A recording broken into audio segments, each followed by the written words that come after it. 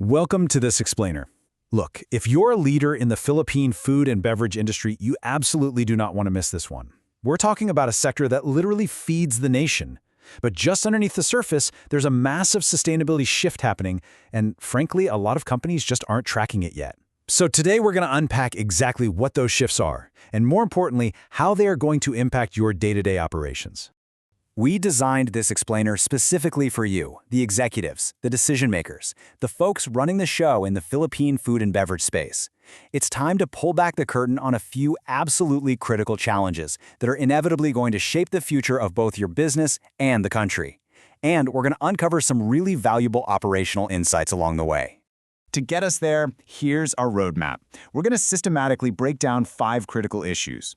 We'll start with the hidden problem, move into sourcing and water, tackle the beast that is packaging and food waste, explore nutrition, and finally, look at your ultimate choice. Let's jump right in. All right, Section 1, the hidden sustainability problem, which happens way beyond the factory walls. It's honestly a dangerous illusion to think your environmental footprint only starts the moment ingredients hit the production line. It really doesn't. It starts on the farm. Think about the raw ingredients you source every single day. The rice, the sugar, the coconut, palm oil, corn, veggies, the whole shebang. Every single one of those carries a heavy environmental and social footprint long before they ever reach your factory doors. We're talking about the water consumed for irrigation, the chemicals seeping into the soil, the carbon emitted during transport, and absolutely crucial here, the labor conditions of the farmers who actually grew those ingredients. This massive, unseen iceberg, that's what we call Scope 3 emissions. It's the indirect footprint spanning your entire supply chain. And for food and beverage companies, let me be very clear about this. Scope 3 is almost always the biggest chunk of your total corporate footprint.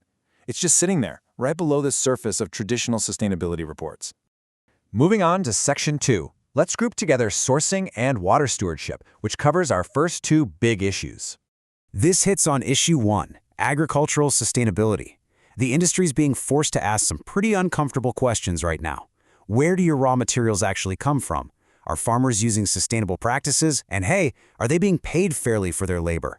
And fundamentally, are those lands degrading or are they actually improving under your current sourcing practices? If a company doesn't know the answers to these questions, its supply chain is completely at risk. And that connects directly to issue number 2, water stewardship. Look, F&B production is incredibly water-intensive. We all know that. But the reality is, the Philippines is already severely water-stressed in many regions. A company absolutely needs to know its total water footprint. And again, I don't just mean the water used inside the factory to wash equipment or mix products.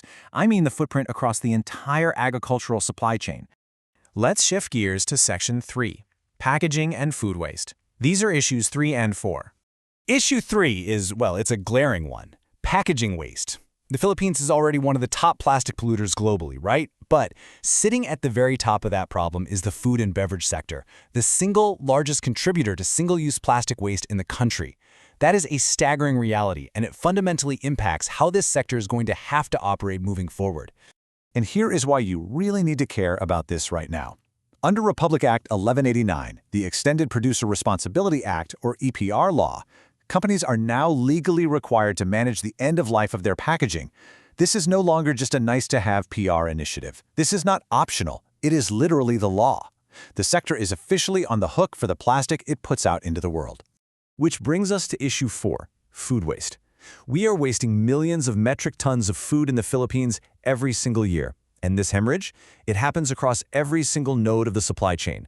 It starts with post-harvest losses on the farm, it continues with spoilage during transport and distribution, and it ends with consumer waste right at the dinner table. And the compounding cost of this crisis is just massive. Think about it. When we waste food, we aren't just tossing out the final product. Every single ton of food wasted translates directly into a ton of water wasted, a ton of carbon emissions wasted, a ton of human labor wasted. It is this massive multiplier effect of inefficiency and environmental damage. Then there's the human element. On one side, we have literal mountains of wasted food. On the other side, millions of people facing daily food insecurity. It's a stark, frankly heartbreaking systemic contrast, and consumers and regulators are increasingly refusing to just look the other way. Let's move to Section 4, covering our 5th issue, nutrition and social impact.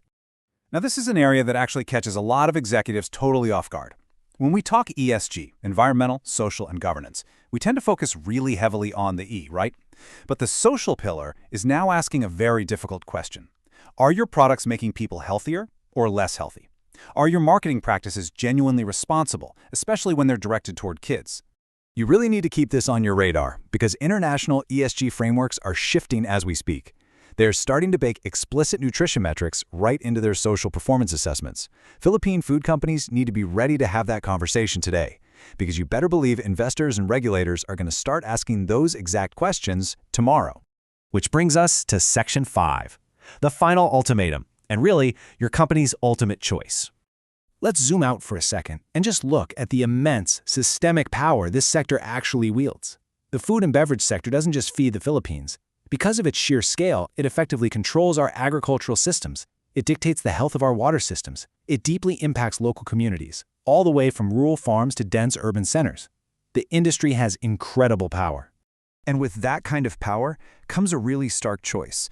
On one hand, you have the ability to degrade the natural and social systems that make your business possible in the first place. Or you have the choice to regenerate them.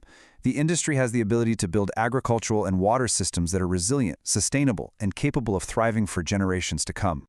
So I'm going to leave you with this final thought to really chew on. When you look at the supply chains, the water stress, the new plastic laws, the food waste, and the health impacts we just talked about, what kind of food company do you want to be? The choice is entirely yours, but the time to make it is right now. Thank you so much for joining me for this explainer, and I'll see you in the next one.